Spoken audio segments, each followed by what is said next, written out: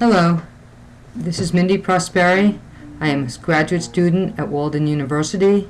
This is my evaluation of the site Save the Rennets. I have clicked on the site www.savetherennets.com, which is what you're looking at now. This is the home page. When I come to this page, I, as the biology teacher, would have immediately fallen in love, as I tend to love the little animals. The kids in my class know we have a Save the Guinea Pig project that goes on at our school. So if I did not have any advanced information, I already would be working with my heart and not my brain, as my students would be. So as we get here and we start to read about the unnecessary torture and slaughter of rennets, already beside ourselves, whether student or teacher. The difference between my students and myself is one of the things I see here is something about an enzyme called chymosin.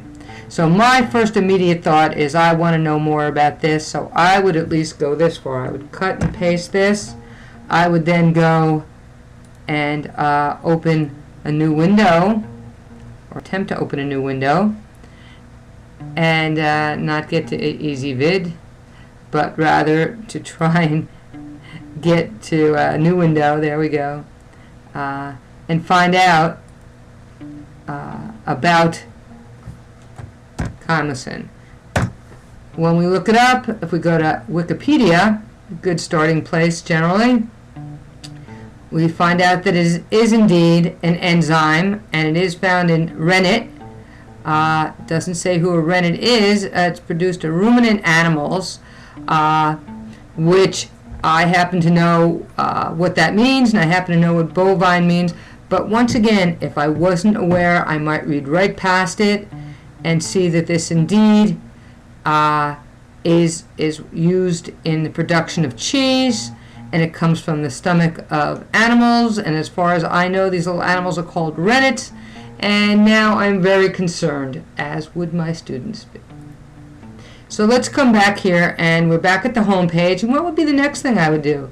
Even before I found out about the cheese, like the kids, I'd probably go here, find out what rennets are.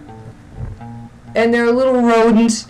Not a very popular word, but again, we've learned to realize that things like guinea pigs doesn't mean that all rodents look like rats or act like rats. They come from Europe and Asia. Again, look very cute. A lot of information. And here they are, right? Guinea pig-like rodents. We're in love. They're small in size. 5 centimeters makes them very small.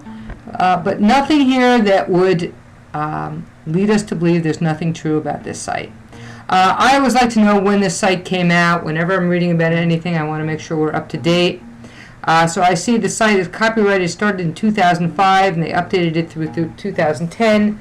Being that it's now 2013, I might be a little concerned that it is out of date. Have my kids check some other things.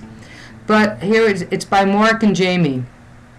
So if we click on Mark and Jamie, find out more about them, we can't. This is a site where you can send them an email, which would be something we would consider doing as a follow-on to this project, perhaps. So we're going to leave here and go back. I always like to check the About Us.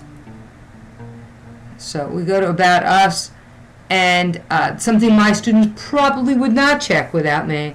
And look what we have in About Us. We have just made up most of this. Rennet is added to cheese, but is in fact in the stomach of newly slaughtered newborn calves, which doesn't make us feel a whole lot better.